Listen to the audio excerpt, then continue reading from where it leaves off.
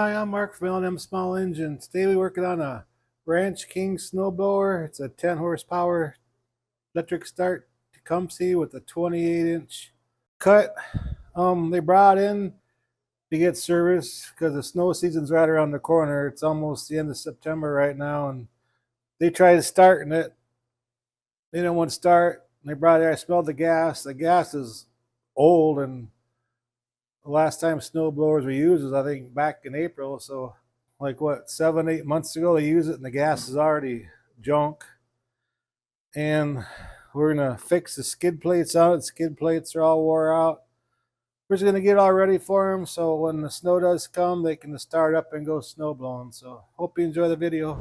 Okay, as you can see, the skid plates are totally wore out. So we're gonna put, instead of buying new skid plates, these aftermarket skid plates they're made out of a really soft iron. You can go through a set of skid plates on average winter. So we're going to use a couple of wooden shims here. We're going to put them underneath the cutter. So it's like about an 1/8 inch off the ground or so. Then when we put the new skids on, it's going to be lined up perfect. Before I get too far ahead, we're going to check. You have to have equal tire pressure in each back tire. And these don't have chains on it, so the lower the air pressure, the better grip you'll get. It says max inflation is 14 pounds. We'll probably put like 10. Let's just try 10. Because you have to have them kind of squishy so they can get good traction in the snow and ice. So we're going to put 10 pounds in both these tires. That way we know it's going to be level when we get the front end all done. If I don't do it now, I'll probably forget to do it later. They both got exactly 10 pounds in them. And they're still kind of squishy. You get them too low and it could break the bead on them and go flat. So the tires both have the same amount of pressure in there. So let's go and take this old skid off here. See how it's wore out? Other one's a little bit better, but still wore out. See how it's on its last leg there. So I'll show you how I repair them. There's many different ways to do it, but this is the way I like doing it. If you don't have a welder, you could have someone you know that's a welder do it, or take it to your town blacksmith or whatever. But I like using a piece of flat iron. This stuff here is 3/16 thick and 3/4 inch wide. 1/2 inch wide will work too. And just get a marker. And you have to have on the front, especially you have to have a tapered up. So from like right here, I'll start here and just roll it back.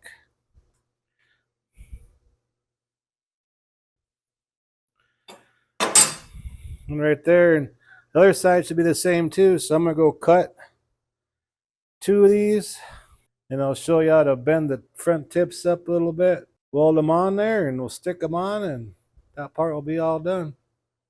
The bent up piece is gonna be like about 1 inch there.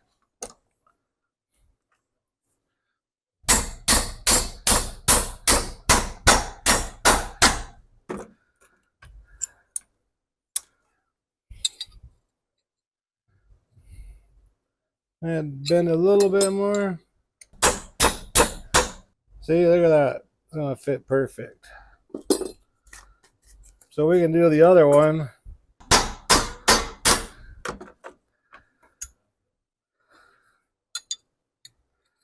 And there we go.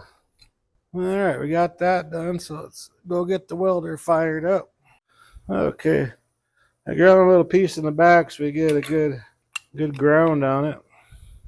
And we're gonna put like a little, like 3 tacks on the side and 1 on the front. You don't need to weld the whole thing solid, because when that wears out, you have to do a lot of grinding to replace that skid plate. So we're gonna put 1 here, 1 here, and 1 here, and we'll put 1 in the front. Make sure it's all flush.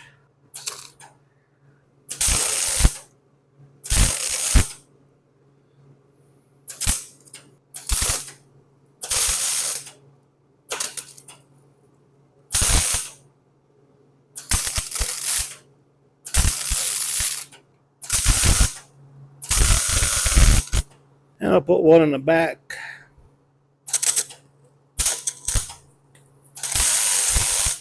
There, that ain't gonna go anywhere. So let's do the other side.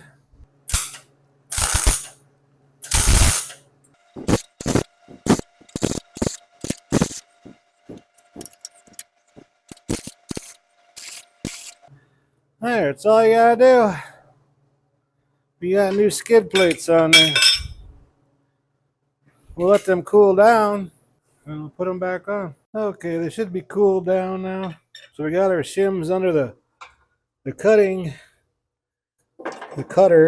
You don't want that cutter dragging on the ground, it'll wear it out.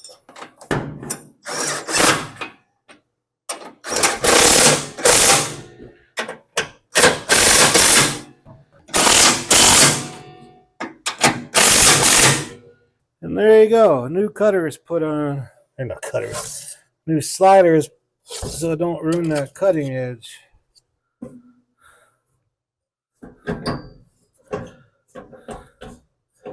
And we'll make sure your auger shear bolts ain't broke while we're at the front end of this.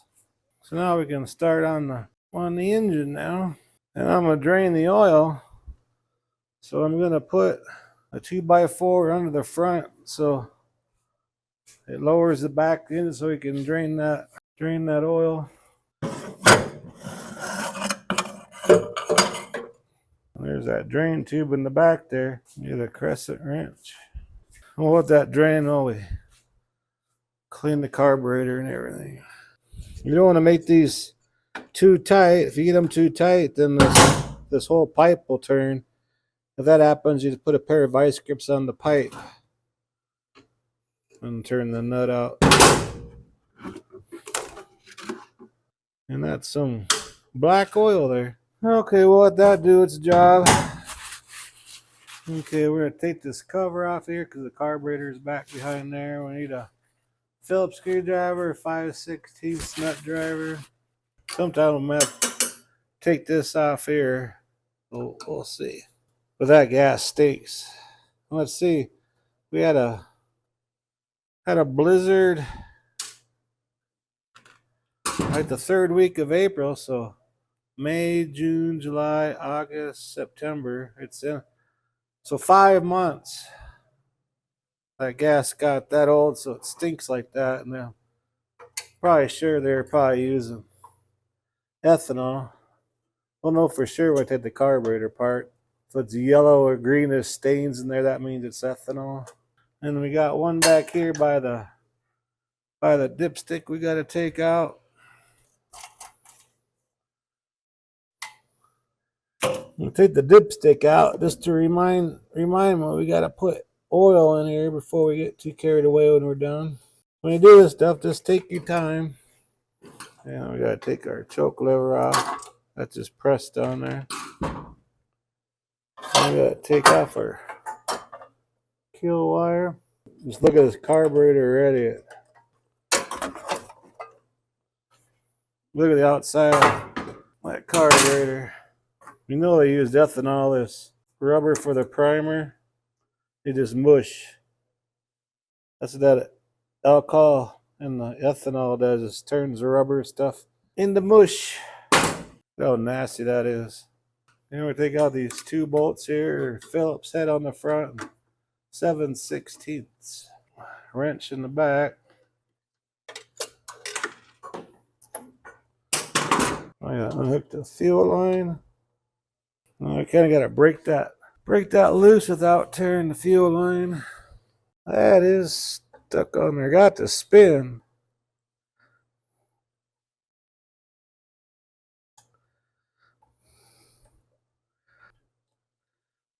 I go get a bowl to let that stinky gas drain out of there. Then this governor lever, it's in that top corner.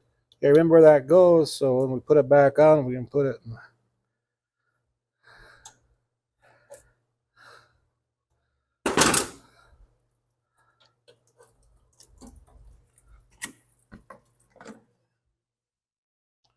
Get how nasty that thing looks.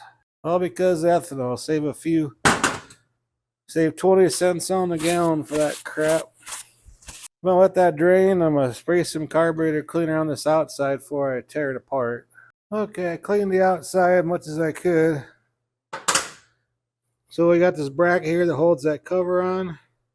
And underneath there's a fixed jet. It's the idler jet. So we need to take this bracket off here. 1/4 inch nut driver. There's a cap we have to pop off.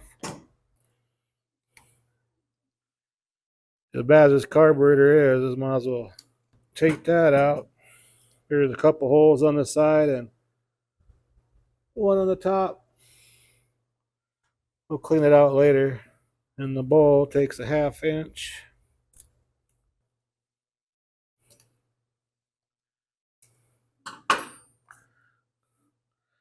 That ain't that bad. I thought it was gonna be a lot worse compared to what that outside looked like.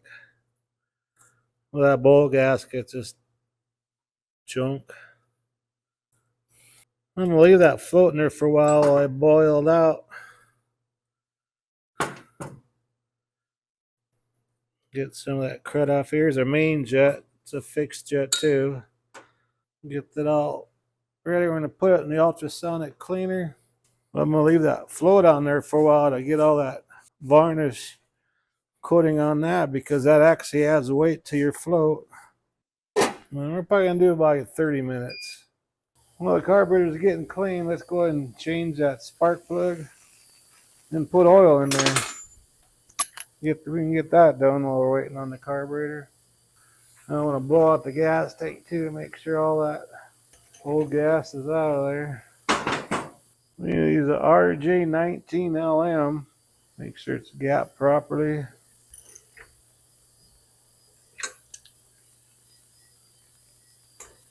Now on these motors you can run either 1030 or 30 weight, but being this is a winter outdoor piece of equipment, you have to go with the 1030 because that's for colder temperatures. So we're gonna put 1030 in there.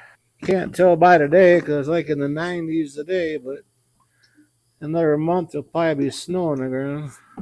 We're gonna put 3/4 a quart in here. Then you don't want to overfill them. There's a crosshatch there where it says okay, and the bottom it says that, and the top it's full. You never want to go over the full line. Just want to keep it in that crosshatch area. And look at that, it's right on full. So that's done. It's getting to be about supper time, so when the carburetor clean, I'll probably just finish this up tomorrow morning. So okay, we got it out of the boiler here. And right here's our old seat for our needle. Just take your air gun and blow in there and it should shoot that right out. Okay, we'll grab our new seat. It's smooth on one side and there's ridges on the other side. The ridges go in the carburetor first.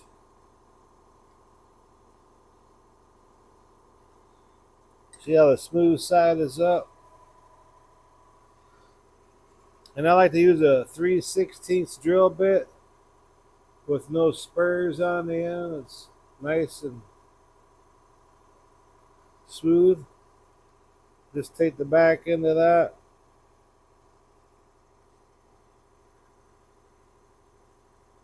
And just push it in there.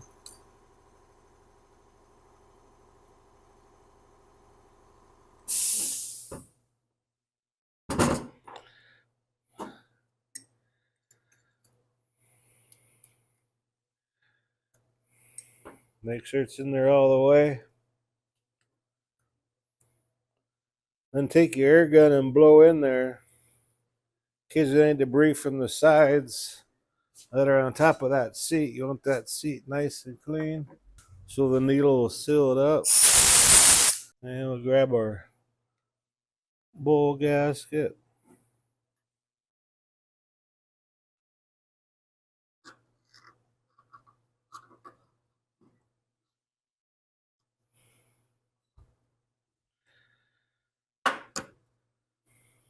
Grab our float and our new needle.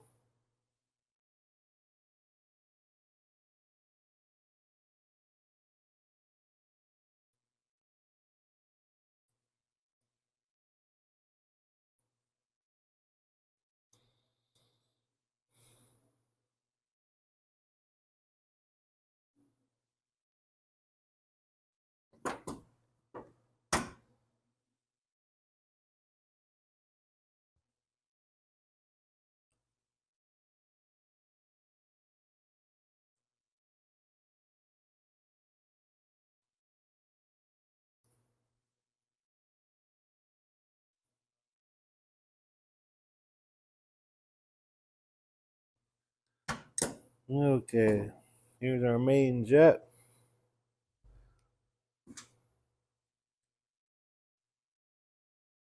Take a little piece of wire, make sure that's nice and clean, and the little hole on the side here.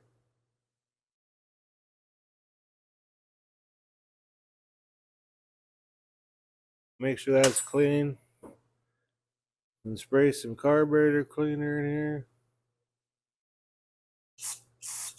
And it shoots out that nice stream out the jet.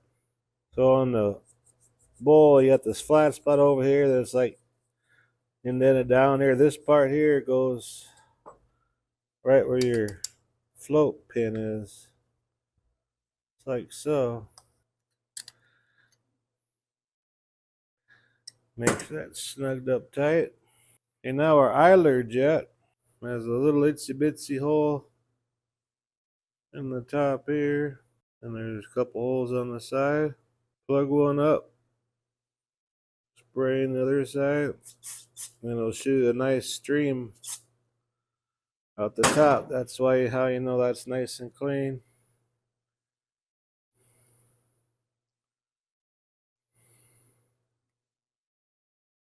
Go ahead and screw it in there. Make sure it's tight. And we put this bracket back on. That hole in the center, that goes where that screw is.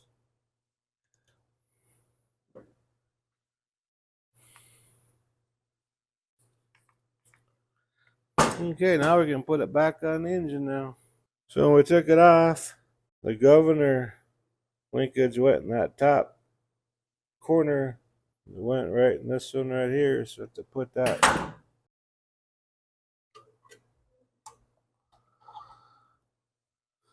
Okay, now I hook that fuel line back on. Put the clamp on. There we go. Now that gasket slipped out. So grab this gasket here.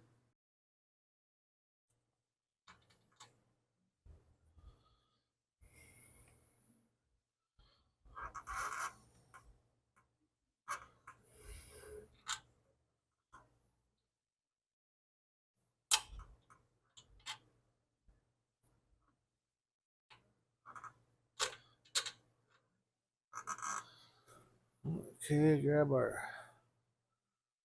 nuts here. Don't tighten that one all the way until we get the other one started. Back one's kind of tricky. I'm gonna use like a little magnet to get that nut back there until we get the thread started on there.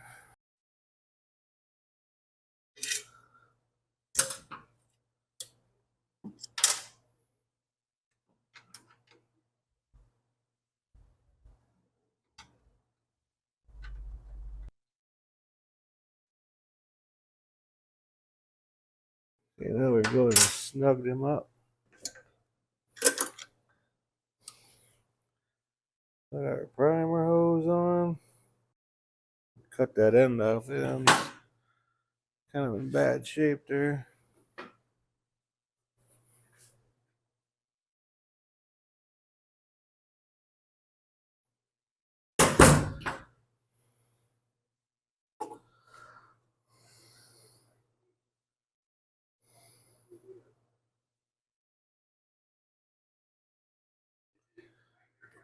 Now we can put our cover on.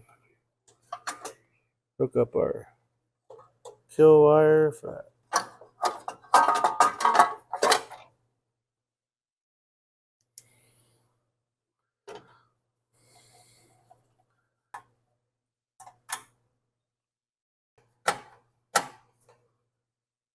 Now we got that one in the front by the dipstick. Okay. And we put the oil in yesterday. Right on full. Got the new plug in there. So our next step is to take it off the table, put some nice premium fuel in there, and see if she starts up. Okay. Grab some gas. I'm going to grab an extension cord. Make sure that electric start works on there.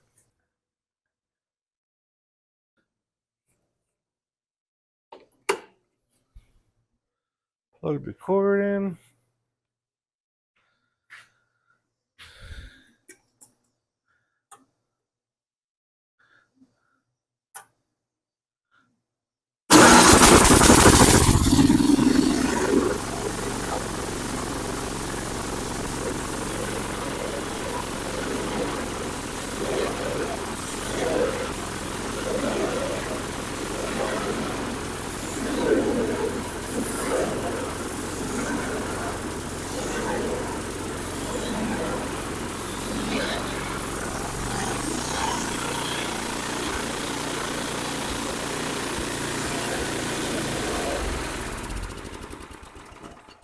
Oh, looks like it's ready to blow some snow.